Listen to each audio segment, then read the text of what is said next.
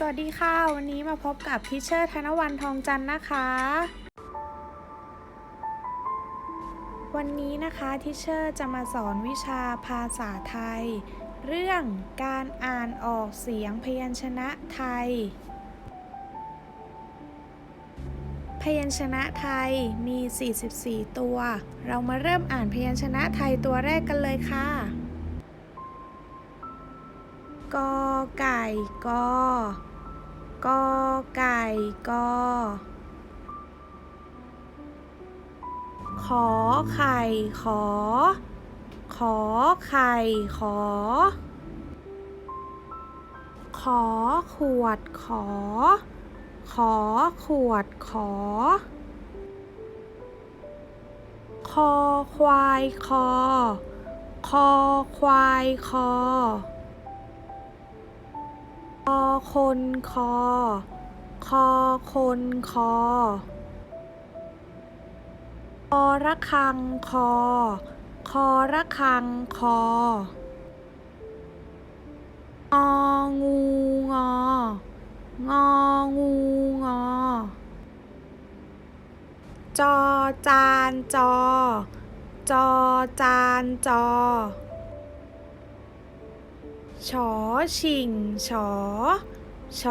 ชิงชอชอช้างชอช้างชอซอโซ่ซอโซ่ซอชอเชอชอเชอชอยอหญิงยอยอหญิงยอดอชดาดอชดาดอตอปะตักตอปะตักตอถอฐานถอฐานถอทอมุนโททอมุนโททอผู้เท่าทอผู้เท่าทอนอเนนนอนอเนนนอดอเด็กดอเด็กดอตอเต่าตอเต่าตอถอถุงถอถุงถอทอทหารทอทหารทอทอธงทอธงทอนอหนูนอ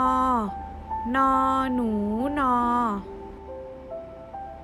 บอใบไม้บใบไม้บอปอปลาปอปลาปอผอพึ่งผอพึ่งผอฝอฝาฝอ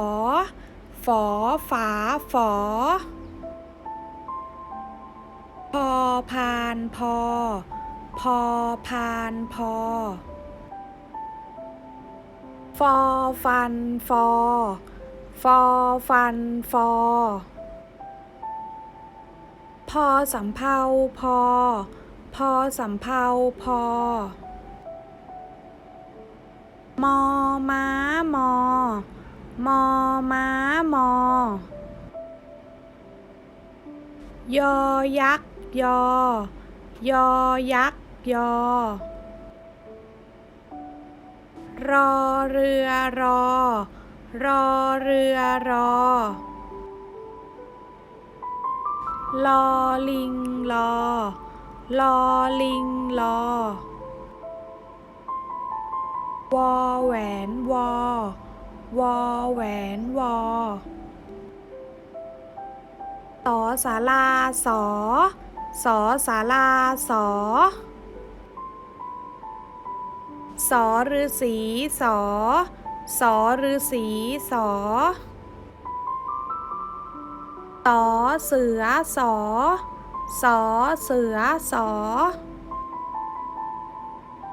หอหีบหอหอหีบหอลอจุฬาลอลอจุฬาลอออ่างอออ่างอฮอนกฮูกฮอฮอนกฮูกฮอทิเชอร์ได้สอนเด็กๆอ่านออกเสียงพยัญชนะไทยกันแล้ว เด็กๆอย่าลืมตั้งใจอ่านกันทุกๆวันนะคะ